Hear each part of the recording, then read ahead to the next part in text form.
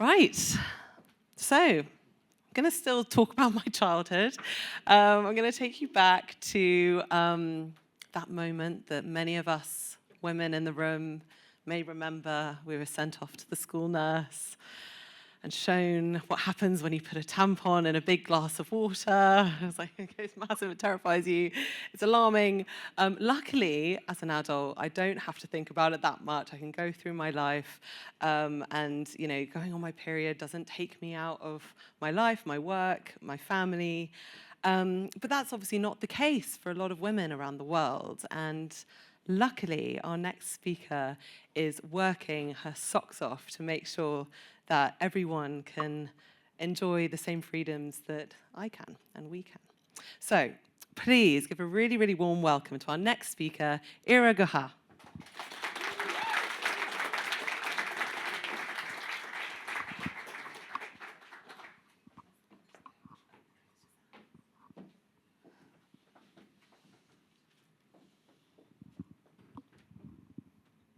Thank you, Anna.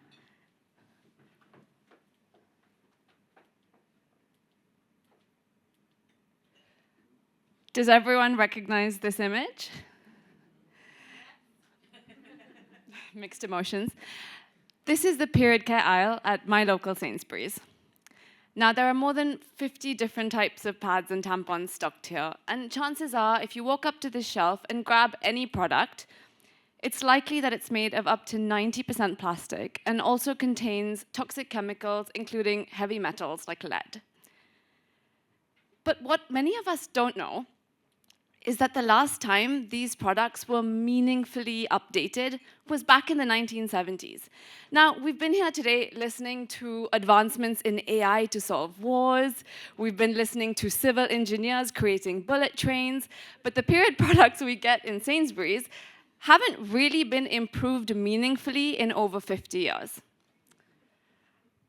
My name is Ira Guha, and I'm here today to talk to you about periods. But my own period story actually starts very far away from this Sainsbury's aisle, because I come from South India. And in India, we have a very different problem, which is that most people can't get anywhere near a products aisle. So take the example of Lavanya and Sonika, two girls from rural Karnataka who I spent time with last year. These girls live in a village that's 20 miles away from the nearest town that has a supermarket that stocks period products. But even if they could access pads, they don't have dustbins at home or at school to be able to throw them away. To be honest, the day these girls got their period, their life completely changed. They routinely started to miss out on school, they weren't able to hang out with friends, and they've even missed important exams because of periods. And while their story might shock some of us, it's completely universal. I'm really not getting along with this clicker. 1.6 billion women and girls across the world still can't afford access to pads and tampons that all of us in this room take for granted. This makes them 70% more likely to have recurring reproductive and urinary tract infections. But what it means for all of us is that we're missing out on $100 billion of GDP and economic potential because women aren't working on their periods. Now, you might say, what we need to do is get all of these women and girls pads. But pads just aren't working. They aren't working in this country, and they're not going to work globally. In the UK, we flush more than 2 billion plastic tampons a year. So the products that you saw in Sainsbury's, they're used once, and then they're either sent to landfills or they end up in our oceans and our beaches, and they cost us millions to clean up. So I'm here today to talk about a better way forward. The Asan cup is a patented menstrual cup that's the perfect solution to both period poverty and tampon waste for 3 reasons. Firstly, it's safe. It's made from medical silicone, and it doesn't have the toxins or chemicals or plastics that pads have. Secondly, it's affordable. 1 cup costs the same as a few months of pads, but you can reuse it for 10 years. And thirdly, because 1 Asan cup replaces 2,500 tampons, it's the world's most eco-friendly period product. But more important than any of that, it's just so much more effective. It holds 3 times more flow than a tampon, and it's so comfortable that you can easily wear it all day, go to work, exercise, you can even swim. So in 3 years, we've got 150,000 women across the world using Asan cups, 90% of whom have never bought a pad or tampon again. And let me tell you a little bit more about what makes our product special. The Asan cup is designed to be the world's easiest period cup to insert and remove.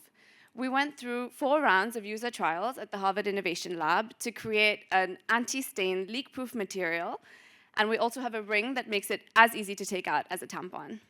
And this is why Asan has won awards for being the world's best designed menstrual cup for 2 years running from the Evening Standard. But what really makes us different is not just our product, it's our business model. So as you can imagine, Asan sells direct to consumer here in the UK and internationally. But we also sell subsidized menstrual cups to foundations working with girls across India and Africa. And we also sell to businesses that have large workforces of female workers. So think about textile factories or tea plantations.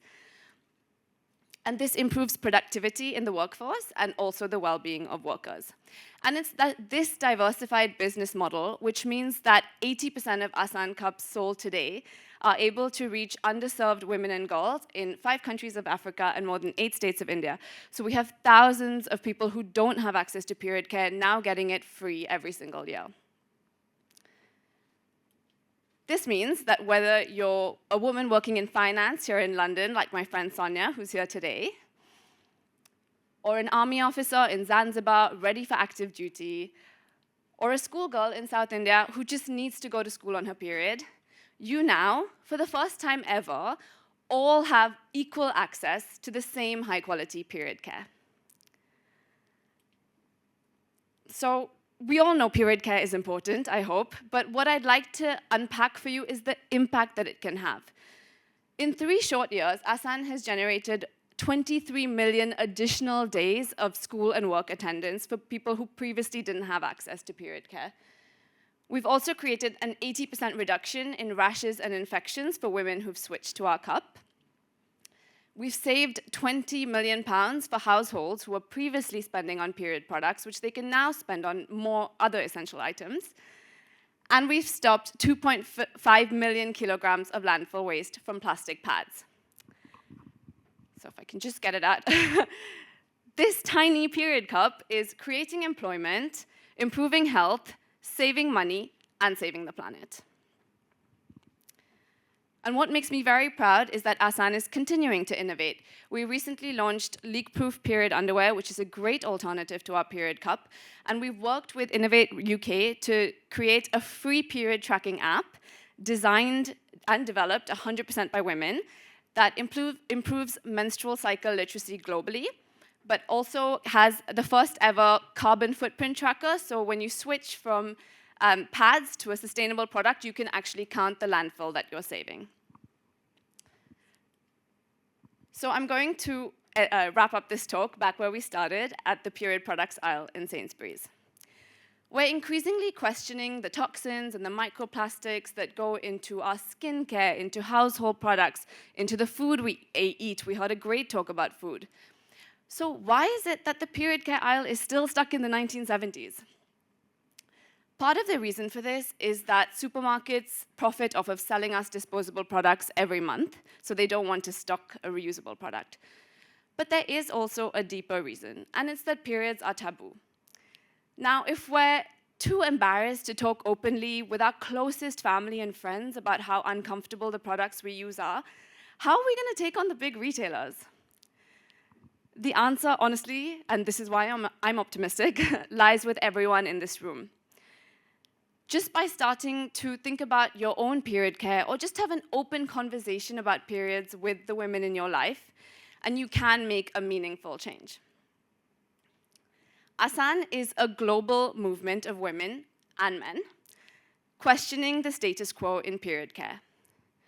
Our vision for 2030 is to enable 5 million underserved women and girls to be easily able to go to school and work on their period, and to stop at least 10 billion plastic pads from ending up in landfills. So I invite all of you today to join the Asan movement.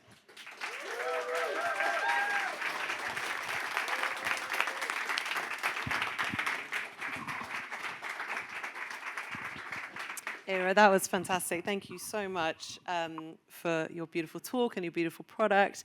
And I guess I just wanted to ask you, I mean, that period product aisle must drive you completely mad when you when you see that. And you remind me a bit of a previous speaker we had, and she's taking on washing up sponges, making sponges that aren't made of plastic and all that stuff.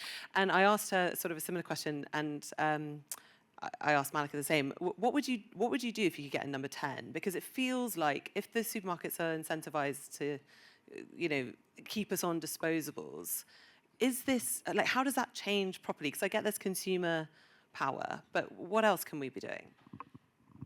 So similar to the answer about food, I think it's school education. I mean, raise your hands if you were told about period cups and period underwear at school. No one is, right? We're all just told here's a pad and get on with it. So I think educating younger girls about the different options available is definitely something I would want. And then I think it should be mandatory that supermarkets and pharmacies in this country at least stock all options. But we're very far away from that.